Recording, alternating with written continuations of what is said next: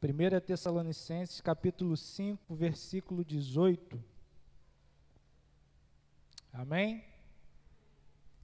Diz assim a palavra do Senhor: em tudo dai graças, porque esta é a vontade de Deus em Cristo Jesus para convosco. Vamos ler todos juntos, mais uma vez? Em tudo dai graças, porque esta é a vontade de Deus em Cristo Jesus para convosco. Deus, nós te agradecemos, Deus, te louvamos pela tua palavra que é viva, que é poderosa, que nos transforma. Nós pedimos ao Senhor nessa noite que o Senhor possa falar aos nossos corações e que o Senhor me use, Deus, como um instrumento em tuas mãos para transmitir aquilo que é a vontade do Senhor para que o teu povo ouça nessa noite. Nós te agradecemos, Deus, por tudo, em nome de Jesus. Amém. Pode sentar, irmãos. E a gente vai falar um pouquinho hoje sobre gratidão. Geralmente, quando a gente vai levar a palavra para um pastor, ou para um aniversário, ou culto de ordenação, a gente fica muito preocupado, às vezes, de trazer algo que seja direto para o pastor. Mas, nessa noite, Deus me direcionou a falarmos sobre gratidão, agradecermos a Ele. E nós temos um motivo muito grande em nossos corações nessa noite, que é o aniversário do pastor Mateus, mas eu tenho certeza que todos nós temos muitos motivos para agradecer ao Senhor. E esse tempo em que a gente vive, falar sobre gratidão tem sido uma realidade muito distante na vida das pessoas e na vida da sociedade em que a gente vive. Quando a gente olha ao redor, fica um pouco difícil a gente alimentar qualquer sentimento de gratidão em nossos corações. A gente olha a situação política, e aqui eu não estou defendendo nenhuma bandeira política, mas a gente olha a situação política hoje do país, a gente olha a situação da educação, da saúde, da segurança pública, da economia. A gente olha para essas situações que nos cercam hoje e a gente percebe que fica muito difícil, às vezes, a gente alimentar um sentimento de gratidão em nossos corações diante de tantas coisas que estão à nossa volta.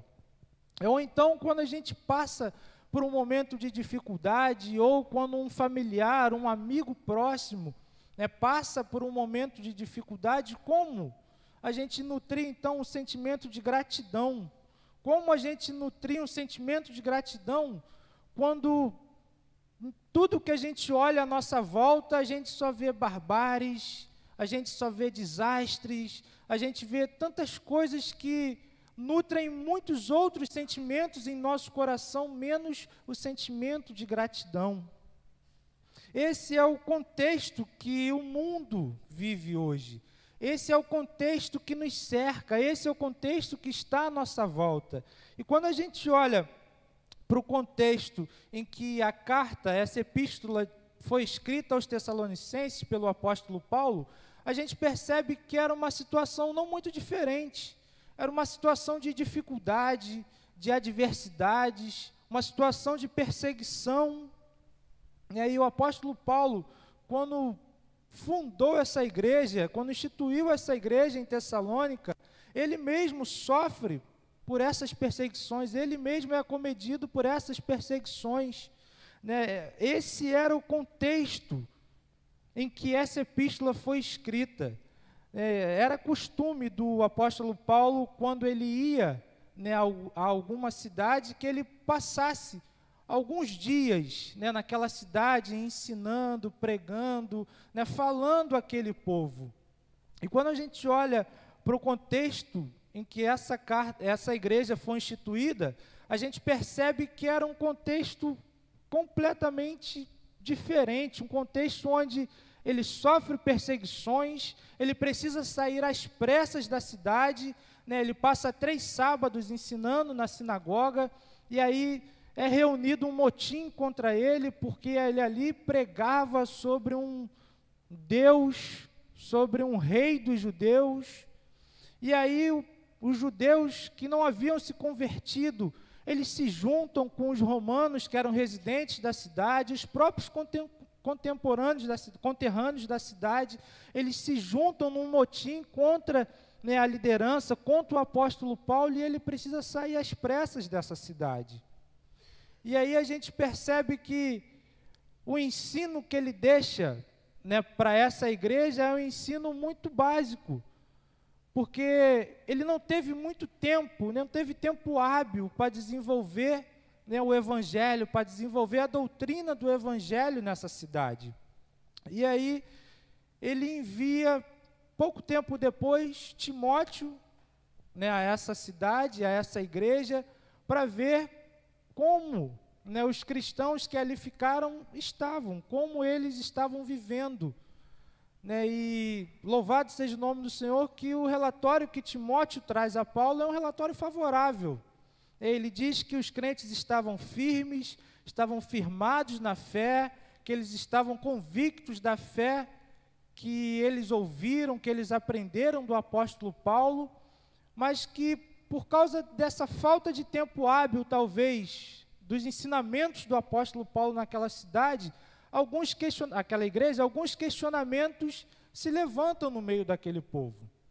E um desses questionamentos era sobre a vinda de Cristo, sobre a volta de Cristo. E a gente vai perceber, lendo a carta, que esse assunto permeia praticamente toda essa epístola, toda essa carta.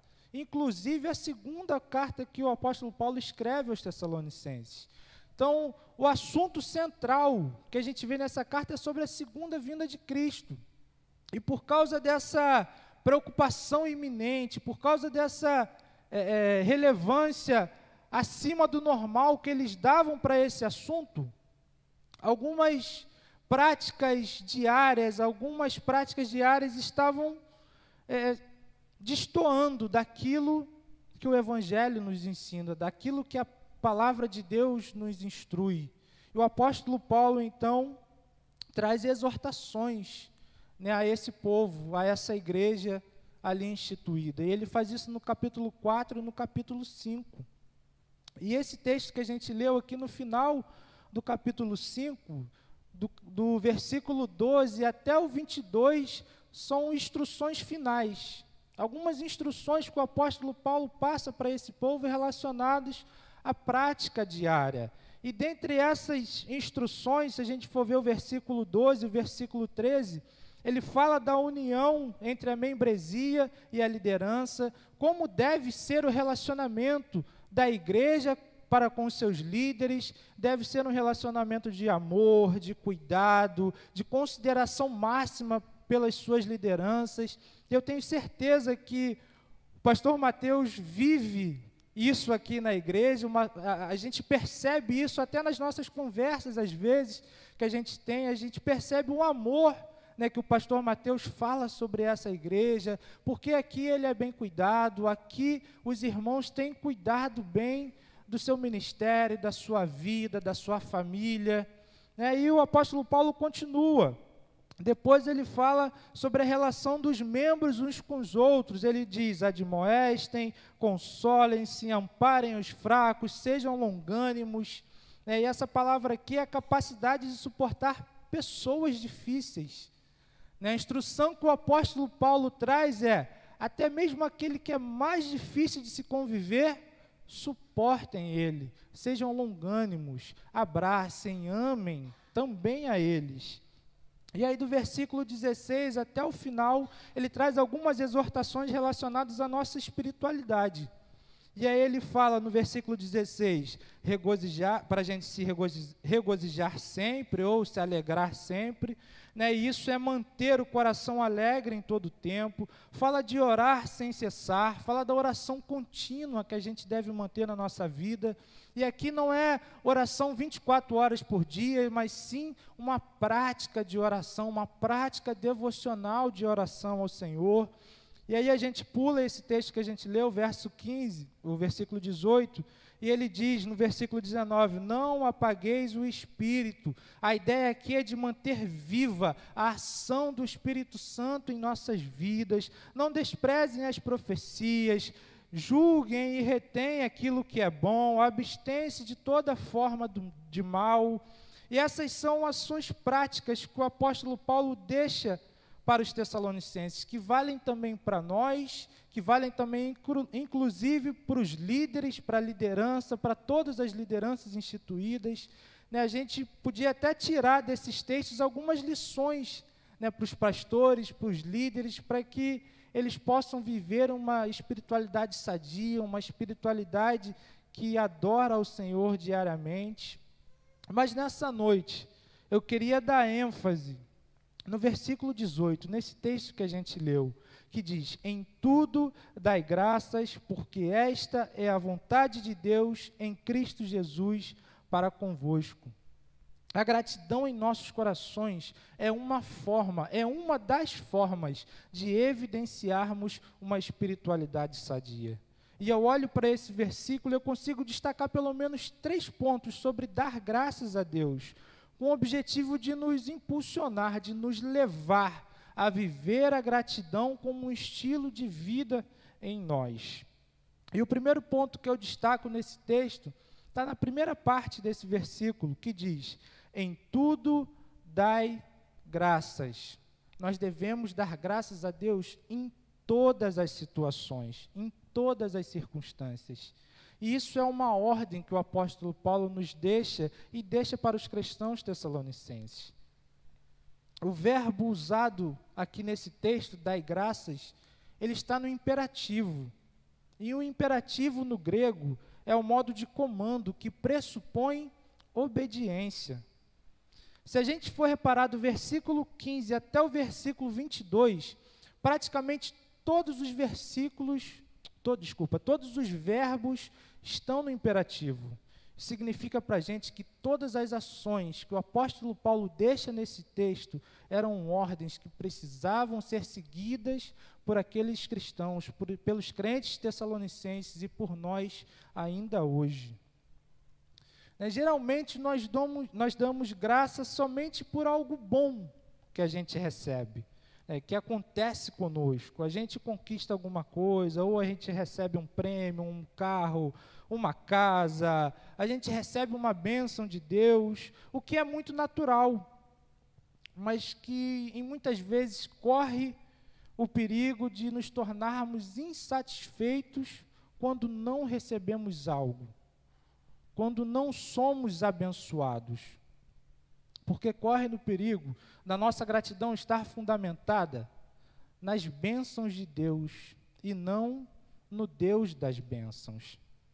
E nessa noite, nós temos um motivo para agradecer a Deus. Nós louvamos ao Senhor porque o pastor Mateus comemora mais um ano de vida, mas o que o apóstolo Paulo nos ensina aqui é que nós devemos dar graças em todas as circunstâncias. No dia de amanhã, quando acabar o aniversário do pastor Mateus, quando a gente tiver que acordar cedo para trabalhar, pegar o BRT lotado, pegar engarrafamento, que a gente sabe que é caótico no Rio de Janeiro, o apóstolo Paulo diz: mesmo em meio a todas essas circunstâncias, nós devemos ser gratos a Deus. O que é diferente de agradecer a Deus por tudo que acontece à nossa volta, por tudo que acontece com a gente. Pelo menos eu, não sei vocês, jamais vou agradecer a Deus por uma enfermidade que me alcança, ou porque eu fui roubado, ou porque eu vacilei e cometi um pecado contra Deus, ou qualquer outra circunstância. É muito difícil a gente agradecer a Deus por algumas situações.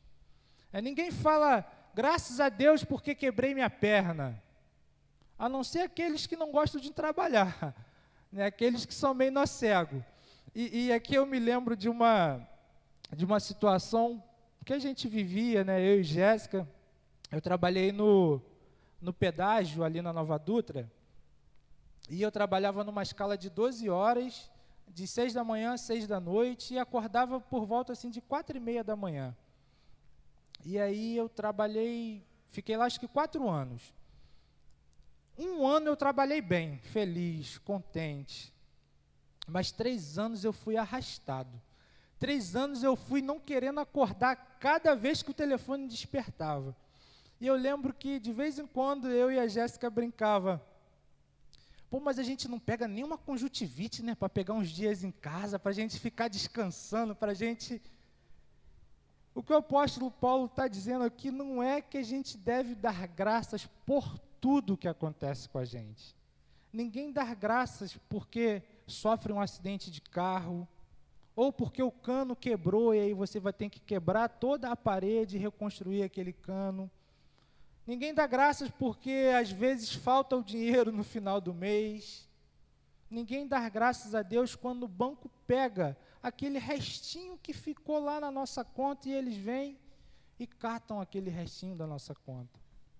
Mas o que o apóstolo Paulo nos ensina aqui é que nós não devemos dar graças por tudo. Nós devemos dar graça em tudo, em todas as circunstâncias, em todas as situações. Não é dar graças por um mal que nos alcança, mas dar graças a Deus, independentemente da situação que estivermos vivendo. É louvar a Deus porque sabemos que Ele é poderoso para transformar os desertos em mananciais. Ele é poderoso para transformar a dificuldade numa oportunidade com que o seu milagre aconteça. Por isso nós devemos louvar a Ele, por isso nós devemos agradecer a Ele em todo o tempo, porque sabemos que Ele é o Deus Todo-Poderoso. Isso não significa que as coisas que acontecem conosco vão ser coisas boas o tempo todo, mas que entendemos que mesmo se alguma situação difícil me alcançar, todas as coisas nas mãos de Deus têm um propósito eterno. Romanos 8, 28 diz, vamos abrir lá Romanos 8, 28, que me fugiu agora o início. Romanos 8, 28. Veio na minha cabeça agora. Todas as coisas cooperam para o bem daqueles que amam a Deus, daqueles que são chamados segundo o seu propósito. Tudo coopera para o propósito eterno de Deus em nossas vidas. Tudo coopera para o nosso aperfeiçoamento, para o aperfeiçoamento do nosso caráter. Eu ouvi uma vez um pastor dizer, e até uma frase de efeito, que quando entendida do jeito certo, faz muito sentido. Ele diz, tudo que não é bênção é aprendizado. Mesmo se estivermos desfrutando de uma situação ruim, de um momento de dificuldade, de uma situação adversa em nossas vidas, nós podemos tirar lições mesmo diante dessas circunstâncias.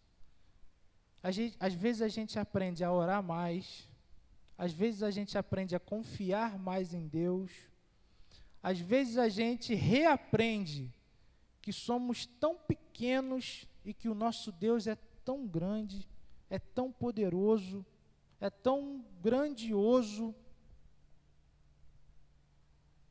Eu sei que é difícil, mas muitas vezes as dificuldades nos ensinam.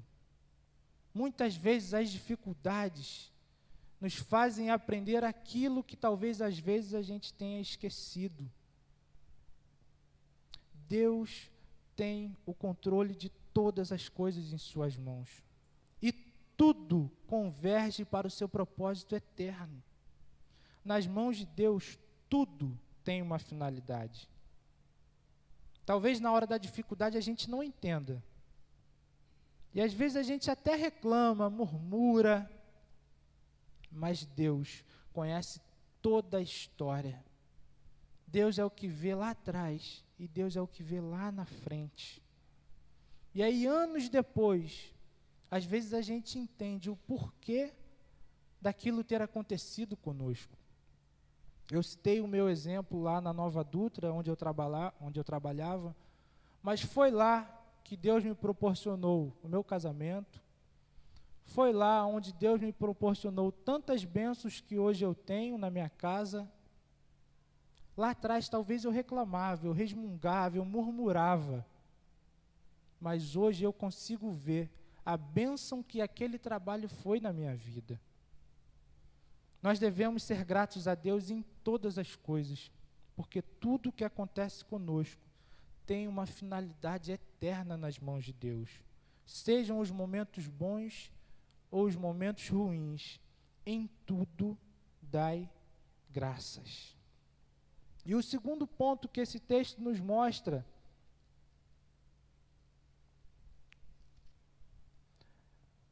e diz: em tudo dai graças, porque esta é a vontade de Deus. Dar graças a Deus em todas as circunstâncias é vontade de Deus para a minha vida e para a sua vida.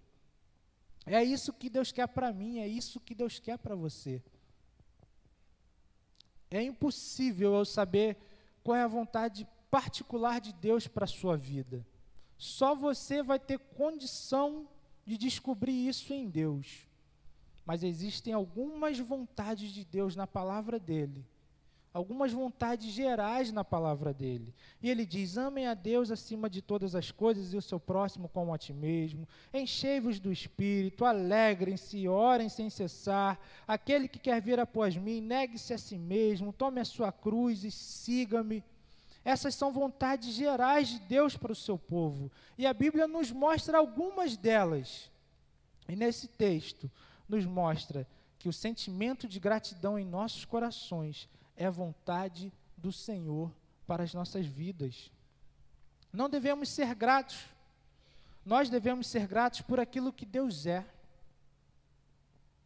Independentemente do que estiver acontecendo, independentemente daquilo que estivermos vivendo, é vontade de Deus que nós sejamos gratos a Ele em todas as circunstâncias. O Salmo 136 é um salmo muito interessante, até mesmo pela sua dinâmica estrutural, até mesmo pela forma com que ele é escrito. E se a gente for olhar o Salmo 136, ele começa dizendo: rendei graças ao Senhor, porque Ele é bom, porque a sua misericórdia dura para sempre. Rendei graças ao Deus dos deuses, porque a sua misericórdia dura para sempre. Rendei graças ao Senhor dos senhores, porque a sua misericórdia dura para sempre. E aí do versículo 5 até o versículo 25, ele vem destacando os feitos de Deus na história.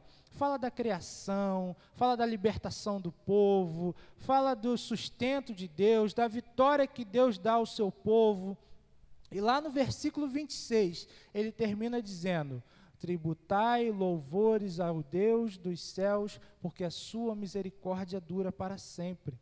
Sabe o que eu aprendo só olhando para a estrutura desse salmo? Que a nossa gratidão ao Senhor, primeiro deve ser por aquilo que Ele é.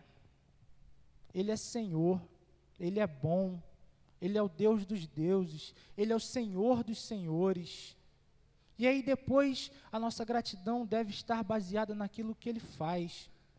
E Ele vem fazendo muitos feitos na história da humanidade, Ele vem fazendo muitos feitos na história de Israel, Ele vem fazendo muitos feitos nas nossas vidas, e por isso nós o louvamos, nós o agradecemos, porque Ele tem feito muitas coisas em nossas vidas. Mas ele termina dizendo: louvai ao Deus dos céus, para nos fazer lembrar que a gente deve ser grato a Deus por aquilo que Ele é. Depois, ser grato por aquilo que Ele faz. Mas jamais nos esquecermos de ser gratos a Ele por aquilo que Ele é. O Salmo termina com esse único versículo, voltando a dizer aquilo que Deus é. E nós devemos ser gratos a Ele por aquilo que Ele é. Na verdade, o que Deus requer de nós é a atitude de confiança em meio às circunstâncias da vida. Porque dar graças a Deus em meio às adversidades é declarar para Deus e para o mundo que mesmo que esteja difícil as nossas situações, as nossas circunstâncias, nós confiamos em Deus. Porque eu sei que Ele é poderoso para mudar a minha situação e transformar completamente a minha história. E ainda que Ele não faça, ainda que Ele não opere, ainda assim, mesmo assim, o meu coração deve ser grato a Ele, porque Ele é. porque essa é a vontade dele para a minha vida, essa é a vontade dele para a sua vida. E essa verdade nos consola, irmãos. Saber que o Deus Todo-Poderoso, o Deus soberano, aquele que governa a história, cuida da minha vida, cuida da sua vida.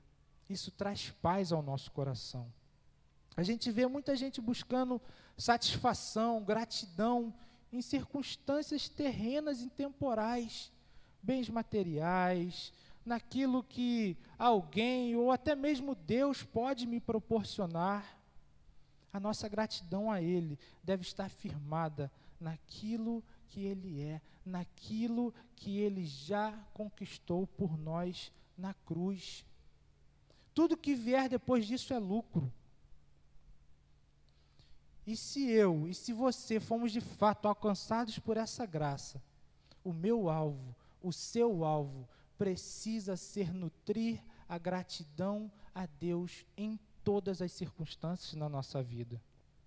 Porque assim a gente vai parar de olhar o extraordinário e vai passar a contemplar as coisas simples dessa vida. E a gente não vai agradecer mais só por um ano de vida, ou por uma casa, ou por um carro. A gente vai agradecer por mais uma hora, por mais uma manhã, por mais um dia, por mais um mês. Agradecer porque nós temos um ao outro, nós temos a nossa amizade, nós temos a nossa família. E aí, o nosso coração vai ser grato ao Senhor por isso. O que Deus requer de nós é uma gratidão baseada não em circunstâncias temporais, mas numa gratidão fundamentada naquilo que é eterno, no próprio Deus, em Cristo Jesus. E aí a gente vai para o terceiro ponto que esse versículo nos apresenta. Em tudo dai graças, porque esta é a vontade de Deus em Cristo Jesus para convosco. Esse versículo me mostra que a gratidão ao Senhor precisa ser nutrido diariamente no meu coração, independente das circunstâncias, porque essa é uma forma de evidenciarmos a nossa espiritualidade ao mundo. E ele explica primeiro em quais circunstâncias, em todas elas, depois explica a razão, porque essa é a vontade de Deus, e agora nos mostra a condição para vivermos essa gratidão em todos os momentos. E é Cristo Jesus. A condição para desfrutarmos essa gratidão diária em nossos corações está fundamentada na pessoa de Cristo. Somente por Ele, essa gratidão passa a fazer parte da nossa vida. A gratidão diária a Deus só é experimentada como um estilo de vida quando Jesus for a fonte principal dessa gratidão. Somente quando a minha vida estiver centrada em Cristo, centrada no Evangelho, que tem Cristo como centro, somente dessa forma eu consigo nutrir a gratidão como uma verdade absoluta no meu coração. Se estivermos vivendo com qualquer outra coisa em nosso coração, no lugar que é de Cristo, o foco sai da pessoa de Cristo, da obra de Cristo, e passa para as circunstâncias que acontecem à minha volta. E essa realidade cria em nós insatisfação, ingratidão com tudo que vivemos. Não conseguimos desfrutar dessa graça derramada em nossas vidas de forma plena, somente quando Jesus for o centro da nossa gratidão. A prova de que Deus me ama é que Jesus morreu por mim. A prova de que coisas ruins que acontecem comigo não são castigo de Deus é que Jesus já foi castigado por mim. O castigo que nos traz a paz estava sobre ele, e pelas suas pisaduras nós fomos sarados. A prova de que Deus não vai me negar tudo o que eu preciso é porque Ele já deu tudo que Ele tinha de melhor, que é Jesus. Então, nós só poderemos viver essa vida de gratidão através da pessoa de Jesus. Jesus precisa ser o foco, o fundamento, e Jesus é aquele que sustenta a gratidão em nossos corações, porque Ele é a prova de que Deus me ama, de que Deus é bom, é a prova de que Deus sabe aquilo que é o melhor para mim, e que todas as coisas cooperam para o bem daqueles que amam a Deus, todas as coisas cooperam para o meu bem. Jesus é a maior fonte de gratidão em nossos corações, porque Ele foi entregue na cruz por mim, para que os meus pecados fossem perdoados, a minha dívida fosse paga, para que eu pudesse viver livre do pecado e desfrutar da salvação eterna que somente Ele pode me conceder.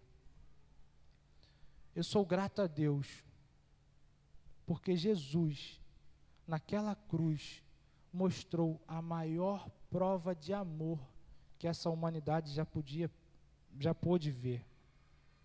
Nada nessa vida que eu possa viver ou experimentar se compara com a dor de Jesus ao sofrer no meu lugar, ser entregue. Nada que eu vivi nessa terra se compara a tudo aquilo que Jesus sofreu por mim.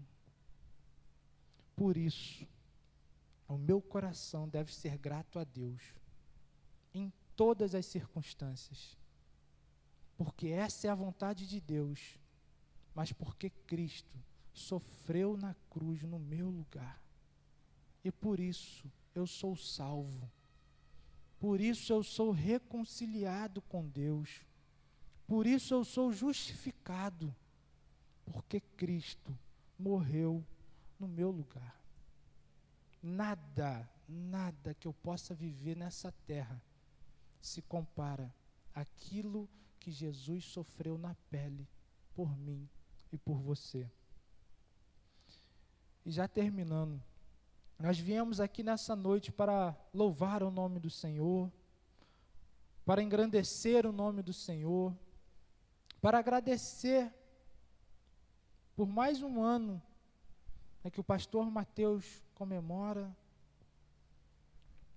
mas nós viemos aqui para Deus nos ensinar que a gratidão em nossas vidas precisa ser em todas as circunstâncias, independentemente daquilo que eu estiver vivendo no meu dia a dia.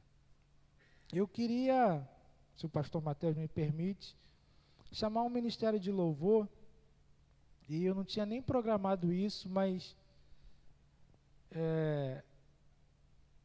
aquela música Alfa e Ômega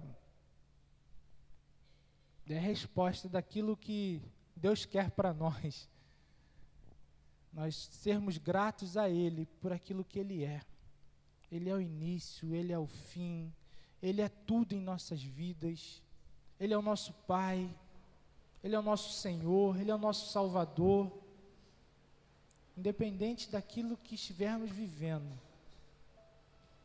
nós devemos ser gratos a Ele.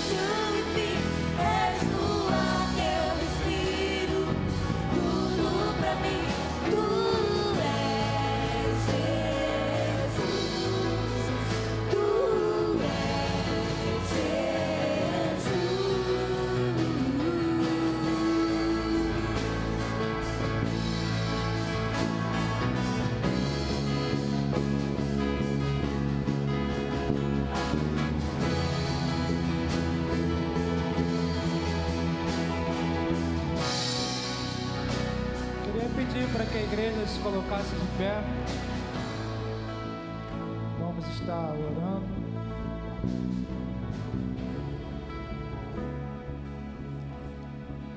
Senhor, nós te louvamos nessa noite, Pai. Nós te louvamos simplesmente pelo que Tu és, Pai. Nós te agradecemos porque Tu és o nosso Deus, Pai. Tu és o nosso Salvador. Tu és aquele que nos sustenta, nos fortalece. Tu és aquele que nos mantém de pé.